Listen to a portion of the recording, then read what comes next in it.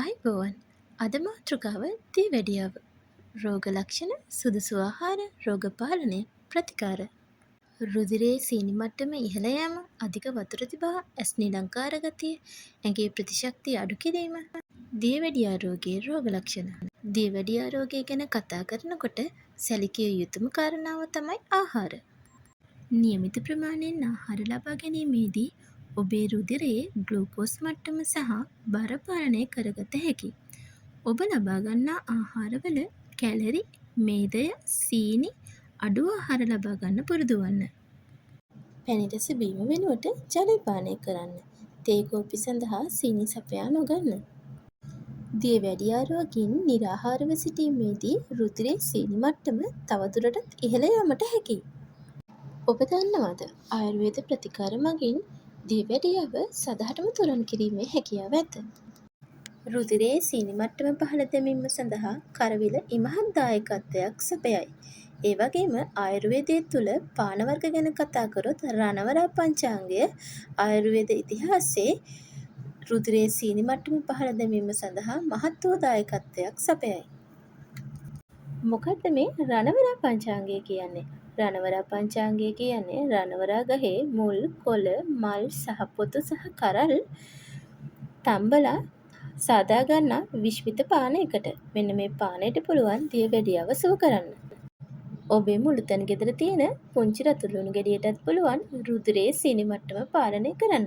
ඇත්තටම පුළුවන්ද මේ රතු ලුණු ගෙඩියකට රුධිරයේ සීනි මට්ටම පාලනය කරන්න? අපි බලමු. ඇත්තටම මේකේ තියෙන වැදගත්කම මොකක්ද? රතු ලුණු වල තියෙන අන්තර්ගත සංයෝගය රුධිරයේ සීනි මට්ටම ස්ථාවර කරනවා. ඉන්සියුලින් ක්‍රියාකාරීත්වය වැඩි කරනවා.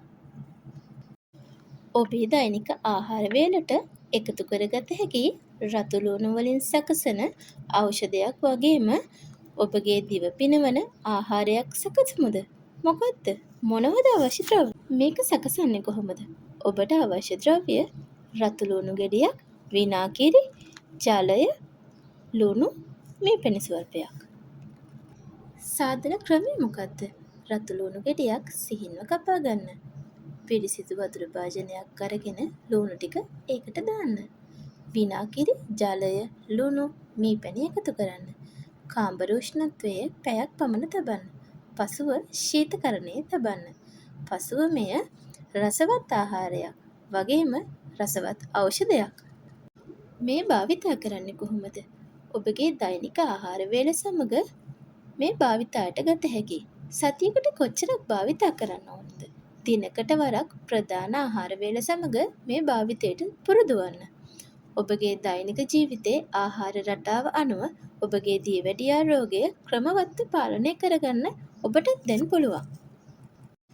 මෙම ඖෂධය එක් රැයකින් දියවැඩියාව සුව කිරීමට තරම් අරුම පුදුම ඖෂධයක් නම් නොවේ. ඔබේ දෛනික ආහාර වේල, ව්‍යායාම, වෛද්‍ය උපදෙස් මත සති කිහිපයක් භාවිතා කිරීමෙන් රුධිරයේ සීනි මට්ටම ස්ථාවර කරගත හැකියි.